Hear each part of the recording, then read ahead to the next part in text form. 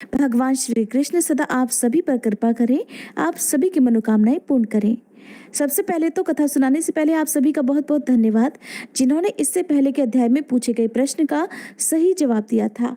भगवान श्री कृष्ण के शंख का नाम पांचजन्य शंख है और ऐसा माना जाता है कि महाभारत काल के समय जब भगवान श्री कृष्ण अपने पांचजन्य शंख को बजाते थे तो इसकी जो गूंज थी, ध्वनि थी, वो कई किलोमीटर दूर तक जाती थी और कौरवों की सेना में भय उत्पन्न हो जाता था।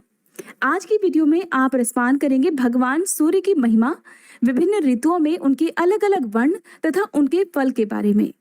साथ ही आप सुनेंगे भगवान सूर्य का अभिषेक और उनकी रथ यात्रा के बारे में भी। आज की इस वीडियो में आपको भगवान सूर्य से संबंधित बहुत सारी जानकारी मिलने वाली है। ऐसे में अगर आपको कहीं भी इस वीडियो को देखने में या जो मैं बताती हूँ आपको उसको सुनने में थोड़ी सी भी परेशानी हो तो आप इस वीडियो को स्किप करके भी देख सकते हैं, क्योंकि बीच बीच में आपको कथाएं भी सुनाई जाएंगी। आज की वीडियो में आपके लिए प्रश्न है कि भगवान विष्णु का सबसे पहला अवतार कौन सा है। इससे पहले के अध्याय में आपने जाना था भगवान सूर्य के रथ और रथ में जुड़े हुए घोड़ों के बारे में। तो भगवान रुद्र ने कहा, हे ब्राह्मण, आपने भगवान सूर्य नारायण के महात्म्य का तो वर्णन किया, जिसके सुनने से हमें बहुत आनंद भी मिला। अब कृपा कर आप उनके महात्म्य का और वर्णन कीजिए। श्री ब्रह्मा जी कहने लगे, हे रुद्र, इस सचराचर त्रैलोक्य के मूल भगवान सूर्य नारायण ही हैं।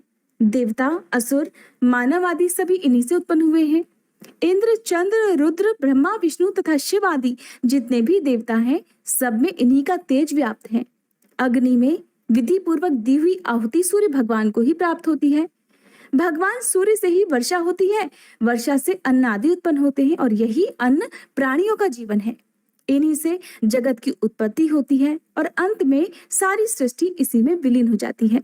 ध्यान करने वाले इन्हीं का ध्यान करते हैं और ये मोक्ष की इच्छा रखने वालों के लिए मोक्ष स्वरूप ही है। यदि सूर्य भगवान न हो तो क्षण, मुहूर्त, दिन, रात्रि, पक्ष, मास, ऋतु, अयन, वर्ष तथा युग आदि काल विभाग हो ही नहीं। और फिर काल विभाग ना होने से जगत का कोई व्यवहार भी नहीं चल सकता।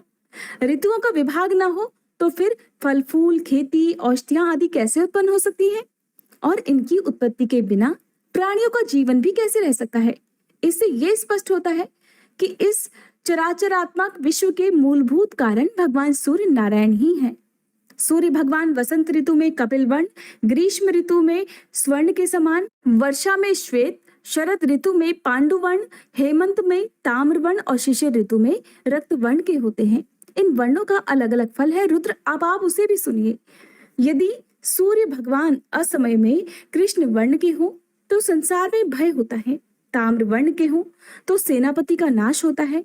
पीत वर्ण के हों तो राजकुमार की मृत्यु, श्वेत वर्ण के हों तो राज पुरोहित का ध्वंस और चित्र अथवा धूम्र वर्ण के होने से चोर और शस्त्र का भय होता है। परंतु ऐसा वर्ण होने के बाद यदि बरसात हो जाती है तो फिर अनिष्ट फल नहीं होते हैं। अब जानिए भगवान सूर्य का अभिषेक और उनकी रथ यात्रा के बारे में। तो भगवान रुद्र ने पूछा, हे ब्राह्मण, भगवान सूर्य की रथ यात्रा कब और किस विधि से की जाती है?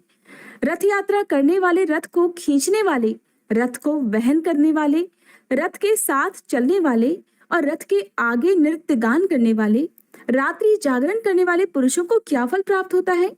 इसे आप लोक कल्याण के लिए विस्तार पूर्वक बताइए। तब श्री ब्रह्मा जी कहने लगे, हे रुद्र, आपने अत्यंत उत्तम प्रश्न पूछा है। अब मैं इसका वर्णन करता हूँ, आप इसे एकाग्र मन से सुनिए। भगवान सूर्य की रथ यात्रा और इंद्रोत्सव, ये दोनों जगत के कल्याण के लिए मैंने प्रवर्तित किए हैं। जिस देश में ये दोनों महोत्सव आयोजित किए जाते हैं वहां दुर्भिक्ष अर्थात अकाल आदि उपद्रव नहीं होते और न ही चोरी आदि का भय ही रहता है। इसलिए अकाल आदि उपद्रवों की शांति के लिए इन उत्सवों को मनाना चाहिए। मार्गशीर्ष के शुक्ल पक्ष की सप्तमी को घी के द्वारा भगवान सूर्य को श्रद्धा पूर्वक स्नान कराना चाहिए। ऐसा करने वाला पुरुष सोने के विमान में बैठकर अग्निलोक को जाता है, वहां दिव्य भोग प्राप्त करता है। जो व्यक्ति शक्कर के साथ शाली चावल का भात, मिष्ठान और चित्रवर्ण के भात को भगवान सूर्य को अर्पित करता है वह ब्रह्मलोक को प्राप्त होता है। जो प्रतिदिन भगवान सूर्य को भक्ति पूर्वक घी का उबटन लगाता है वह परम गति को प्राप्त होता है। पौष शुक्ल सप्तमी को तीर्थों के जल अथवा पवित्र जल से वेद मंत्रों के द्वारा भगवान सूर्य को स्नान कराना चाहिए। सूर्य भगवान के अभिषेक के समय प्रयाग, पुष्कर, कुरुक्षेत्र, नैमिष, प्रथदूतक अर्थात पेहवा, शोण, गोकर्ण, ब्रह्मावर्त, कुशावर्त, बिल्वक, नील पर्वत, गंगद्वार, गंगा सागर का पूजा के लिए भगवान सूर्य ने अपने पुत्र मनु को वह रथ प्रदान किया। मनु ने राजा इक्ष्वाकु को दिया। तब से यह रथ यात्रा पूजित हो गई और परंपरा से चली आ रही है। इसलिए सूर्य की रथ यात्रा का उत्सव मनाना चाहिए। भगवान सूर्य तो आकाश में भ्रमण करते रहते हैं, इसलिए उनकी प्रतिमा को चलाने में कोई भी दोष नहीं है। भगवान सूर्य के भ्रमण करते हुए उनका रथ और मंडल दिखाई नहीं पड़ता, इसलिए मनुष्यों ने रथ यात्रा के द्वारा ही उनके रथ और मंडल का दर्शन किया है।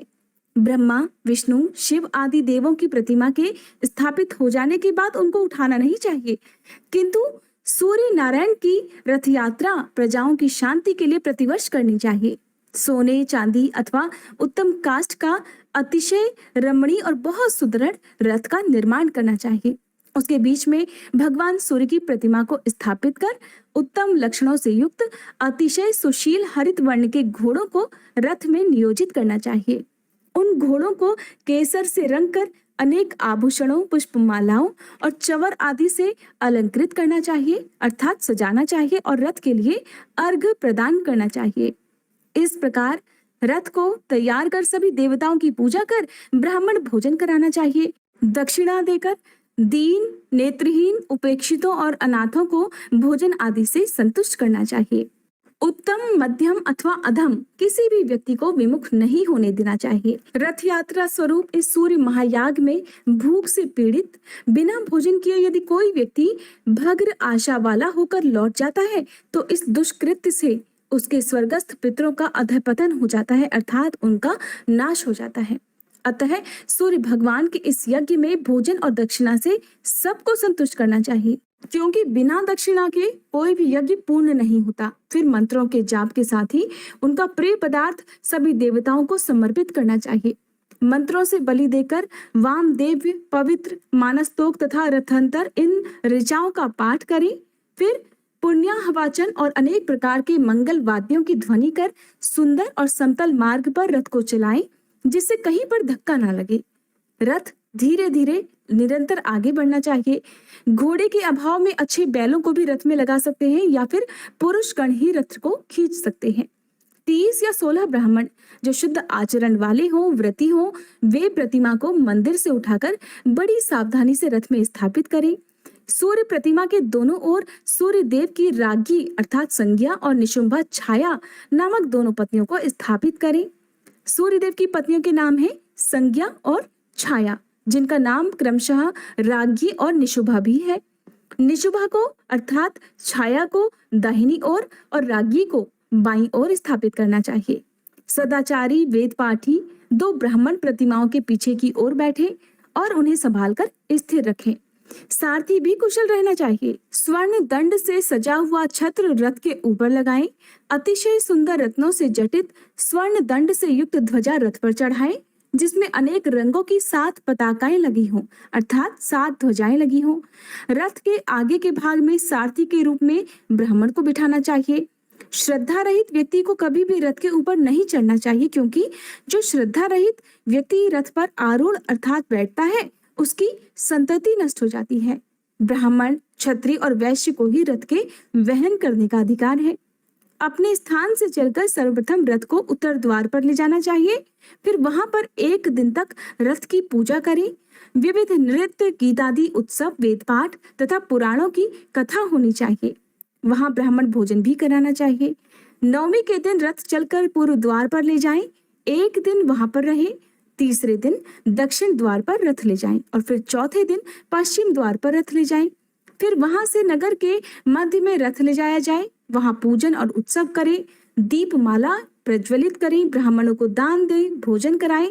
फिर वहां से मंदिर में रथ लाना चाहिए। वहां नगर के सभी लोग मिलकर पूजन और उत्सव करें। फिर 1 रात और 1 दिन रथ में ही प्रतिमा रहे। दूसरे दिन भगवान सूर्य की प्रतिमा को रथ से उतारकर बड़ी धूमधाम से मंदिर में स्थापित करें। इस प्रकार सप्तमी से त्रयोदशी तिथि तक रथ यात्रा होनी चाहिए। साथ ही चतुर्दशी को प्रतिमा पूर्व स्थान में स्थापित कर दी जाती है।